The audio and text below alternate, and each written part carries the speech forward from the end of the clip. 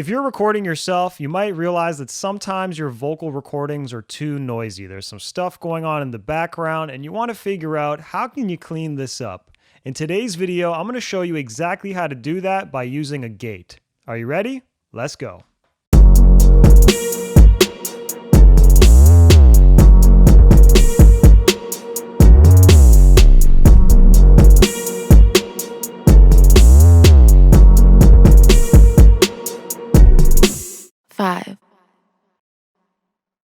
Are you an artist, producer, engineer, or music professional that's looking for funding for your music career? Could you benefit from having funding for studio time, mixing and mastering, or even marketing costs? I think I have something for you. I've written a free ebook. It's 9 pages, super short and digestible, where I break down the 6 main places that artists and professionals like yourself can find funding for their musical projects. If this sounds like it's of value to you, please click the link below and you can download this for free today and benefit from this knowledge. I hope this helps. I'll see you guys soon. Peace.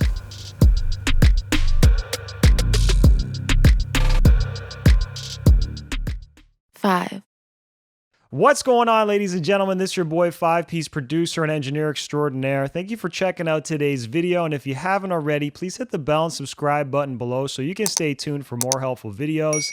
Every week I'm dropping a new video focused on making you sound better and helping you get paid for your music. So if you want to do those things, you gotta subscribe so I can help you with that.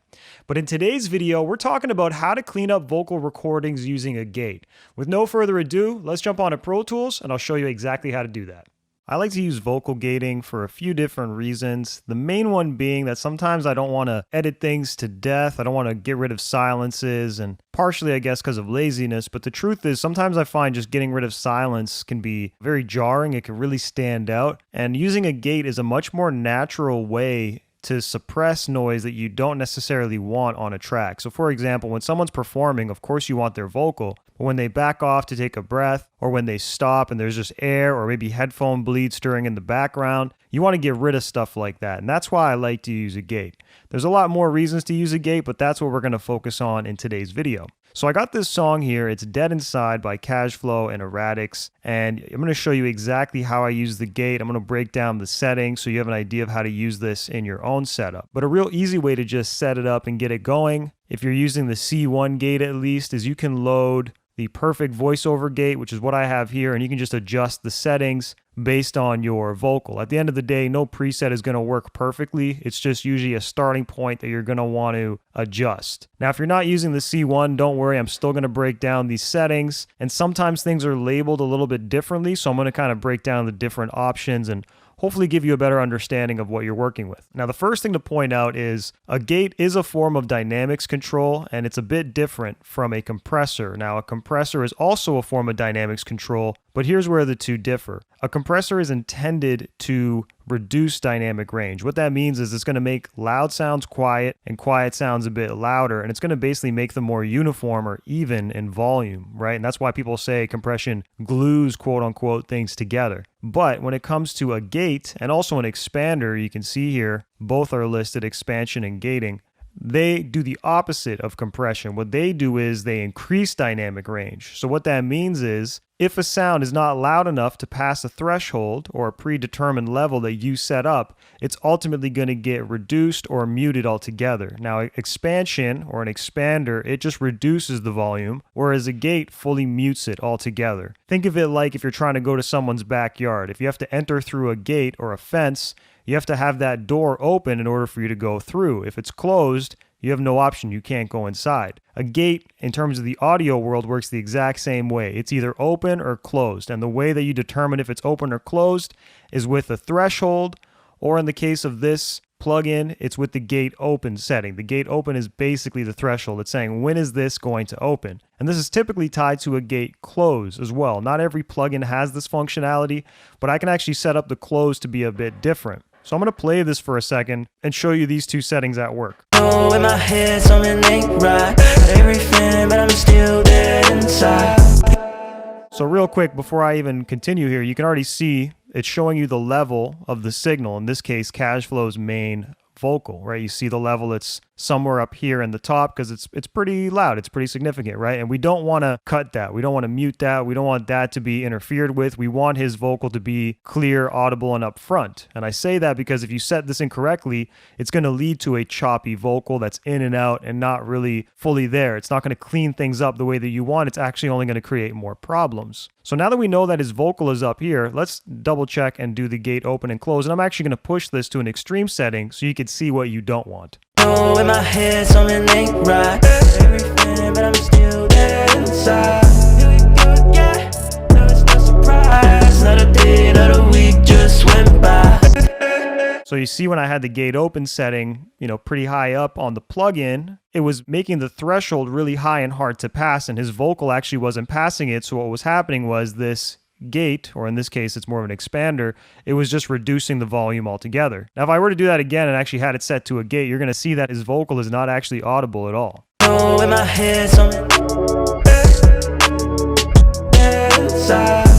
Good, yeah. No, it's no surprise. Another day, another week just went by. And I know in my head something ain't right.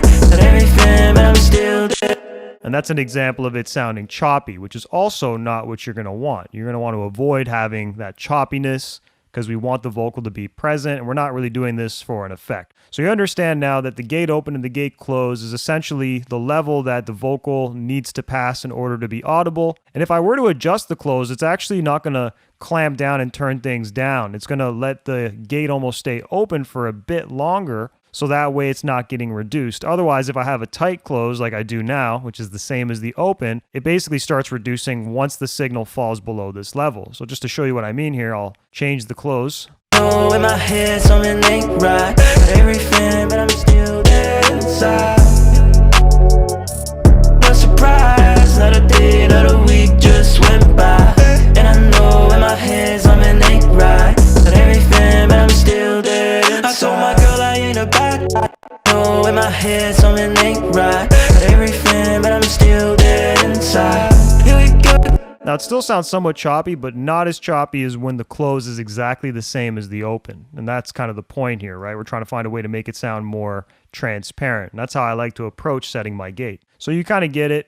The gate open, gate close, I'm pretty sure you understand that. Now, when it comes to the floor is going to really be something that you use when you're on a gate. So for example, right now you have an infinite floor, which obviously means it's going to just essentially mute anything that falls below the gate open level. Let me reset the close so it's the same.